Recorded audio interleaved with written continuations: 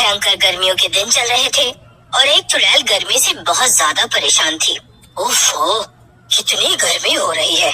अगर मैं जिंदा होती तो इस गर्मी से तो पक्का मर ही जाती। अब क्या करूं? हाय हाय हाय, कहाँ जाऊं? चुड़ैल चलते चलते एक बर्फ के गोले वाले के पास पहुंच गई।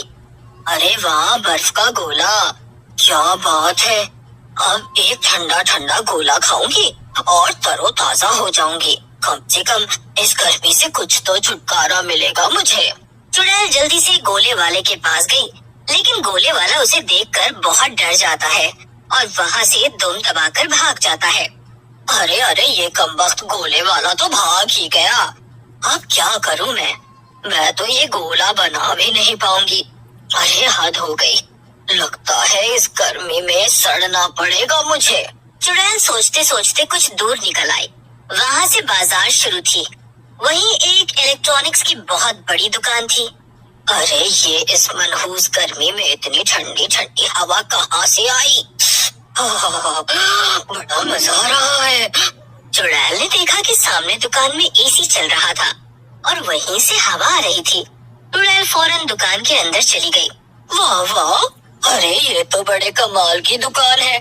इसके अंदर तो एकदम गर्मी नहीं लग रही है। अब तो मैं यहीं पे रहूंगी। चुड़ैल को देखकर सभी लोग डर जाते हैं और यहाँ वहाँ भागने लगते हैं। तभी चुड़ैल को दुकान में देखकर एक नौकर भागता हुआ दुकान के मालिक के पास जाता है। साहब, ओ साहब, अरे बड़ा गजब हो गया साहब, हमारी दुकान में एक चुड़ैल घुस आई है। उसे देखकर सभी ग्राहक भाग गए हैं। वो बड़े मजे से हमारी दुकान में बैठकर एसी की हवा खा रही है। क्या? अरे ऐसे तो हमारा बड़ा नुकसान होगा। हमें उसे यहाँ से भगाना होगा। चलो चलकर मुझे दिखाओ कि चुड़ैल है कहाँ।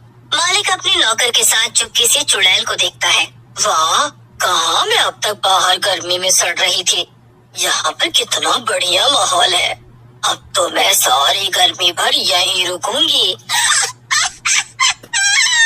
मालिक, ये तो हमारी दुकान में ही बसने की तैयारी में है। अब हम क्या करेंगे? क्या हम दुकान छोड़कर चले जाएंगे? तेरा दिमाग खराब हो गया क्या? मैंने अपनी सारी उम्र की कमाई इस दुकान में लगा दी है। मैं इस चुड़ैल को ये दुकान यूं ही नहीं दे दूंगा। यहाँ पे ठंडी हवा खाने के लिए बैठी है ना? ठीक है, एक काम कर, जा और जाके दुकान का मेन कनेक्शन ही काट दे। जब दुकान की लाइट चली जाएगी और एसी बंद हो जाएगा, तब ये चुड़ैल अपने आप तंग आकर यहाँ से भाग जाएगी। वाह मालिक, क्या दिमाग लगाया है। ठीक है, मैं अभी जाता हूँ और दुकान की बिजली गुल करता हूँ। इतना कहकर नौकर फौरन दुकान की बिजली बंद कर देता है। बिजली जाते ही एसी बंद हो जाती है और एक बार फिर से चुड़ैल का हाल गर्मी से बेहाल हो जाता है। वो ये सब देखकर परेशान हो जाती है। अरे ये क्या, अभी अभी तो मुझे गर्मी से कुछ राहत मिली थी और ये बिजली कैसे चली गई? ओहो, क्या ठंडी हवा दे रहा है एसी। देखो तो बेचारा कैसे बंद पड़ा है। कोई बात नहीं, कुछ देर यहीं इंतजार करती हूँ। थोड़ी देर में ये फिर से चालू हो ही जाएगा। चुड़ैल काफी देर तक वहीं पर बैठकर एसी के फिर से चलने का इंतजार करती रही, लेकिन जब बहुत देर हो गई तो उसने हार मान ली। अरे अरे, यहाँ तो मेरा दम ही घुट रहा है। बाहर कम से कम थोड़ी बहुत हवा तो चल रही है। अब मुझसे यहाँ 1 मिनट और नहीं बैठा जाएगा। लगता है कि मेरी किस्मत में एसी की हवा खाना नहीं लिखा है। चुड़ैल गुस्से में बड़बड़ाती हुई वहाँ से बाहर निकल गई और मालिक अपनी जीत पे काफी खुश हुआ। चुड़ैल जैसे ही दुकान से बाहर निकली, फिर से उसे बहुत तेज गर्मी लगने लगी। आखिर में थक कर वो एक पेड़ के ऊपर जाकर बैठ गई। थोड़ी देर में पेड़ के नीचे एक कार आके खड़ी हुई। उस कार में 3 लड़के बैठे हुए थे और आपस में बातें कर रहे थे। अरे राहुल, कितनी देर और? जल्दी से बिल्लू को फोन मिलाना। उससे बोल के अगर वो 5 मिनट में नहीं आया ना, तो हम उसे छोड़कर अकेले नैनीताल चले जाएंगे। क्या यार, मैं कब से उसे फोन मिला रहा हूँ। वो बस 2 मिनट में आता हूँ कर रहा है। तो चलो उसके घर चलते हैं, ऐसे तो हमें लेट हो जाएगा ना। अरे मुझसे तो अब यहाँ की सड़ी हुई गर्मी बर्दाश्त ही नहीं हो रही है। मुझे तो जल्दी से नैनीताल की ठंडी ठंडी हसीन वादियों में मजे लेने। तीनों लड़कों की बात सुनकर चुड़ैल बहुत खुश हो गई। वो जल्दी से पेड़ से नीचे उतर आई और उनकी कार में जाके बैठ गई। चुड़ैल को कार में बैठता देखकर तीनों लड़के बहुत डर गए। मैंने सुना है कि तुम लोग नैनीताल जा रहे हो। मुझे भी उसी रास्ते जाना है। चलो मुझे भी साथ ले चलो। लेकिन अगर तुमने मेरी बात नहीं मानी ना, तो तुम जरूर मारे जाओगे। चुड़ैल की धमकी सुनकर सभी लड़के हार गए। अब ज्यादा मत सोचो, वैसे भी तुम्हारी कार में एक सीट तो खाली ही है ना। तुम्हारा वो दोस्त अभी तक आया नहीं है, तो अब उसकी जगह तुम मुझे ले चलो। क्या सिर्फ तुम्हें ही गर्मी लगती है? अरे मैं भी इस गर्मी से बेहाल हूँ। मुझे भी नैनीताल की ठंडी वादियों का मजा लेना है। अब जल्दी गाड़ी चलाओ, वरना मैं तुम्हें सीधा ऊपर पहुँचा दूंगा। तीनों लड़के डर के मारे गाड़ी चलाना शुरू कर देते हैं। चुड़ैल काफी खुशी से गाड़ी में बैठी थी, लेकिन तीनों लड़के डर से कांप रहे थे।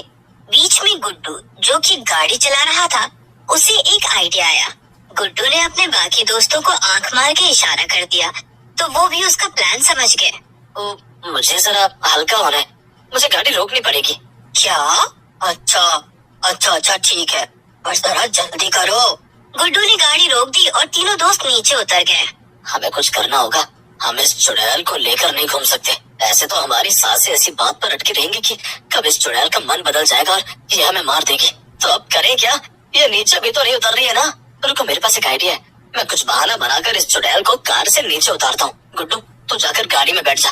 तू गाड़ी स्टार्ट करके रखना। जैसे ये चुड़ैल नीचे उतरेगी तो गाड़ी चला देना और हम सब यहाँ से भाग चलेंगे। ठीक है। गुड्डू जल्दी से जाकर गाड़ी में बैठ गया और राहुल चुड़ैल के पास गया। चुड़ैल जी, जरा आप भी उतर कर नजारे देख लीजिए। आपने वो सुना नहीं क्या कि सफर खूबसूरत होता है मंजिल से भी ज्यादा। वाह, तो बड़ा शायर निकला। वैसे तू सही ही कह रहा है। चलो मैं भी जरा नजारे देख लेती हूँ। आखिर ऐसे कार से नैनीताल जाने का मौका रोज रोज थोड़े ही मिलता है। चुड़ैल राहुल की बातों में आ जाती है और कार से नीचे उतर जाती है। जैसे ही वो उतरती है, गुड्डू कार चालू कर देता है और राहुल और करण भी कार में बैठ जाते हैं। तीनों दोस्त चुड़ैल को बेवकूफ बनाकर वहाँ से 9, 2, 11 हो जाते हैं। ये क्या? ये दुष्ट लड़के तो मुझे बेवकूफ बनाकर भाग गए। अब क्या करूँ? उनकी कार में कम से कम एसी तो चल रहा था। अब तो मैं जहाँ थी वहीं आ गई हूँ। वही चिलचिलाती हुई धूप। अरे पहले यहाँ से भागती हूँ और फिर किसी छाया वाली जगह पर जाती हूँ। हाँ, ऐसा ही करती हूँ।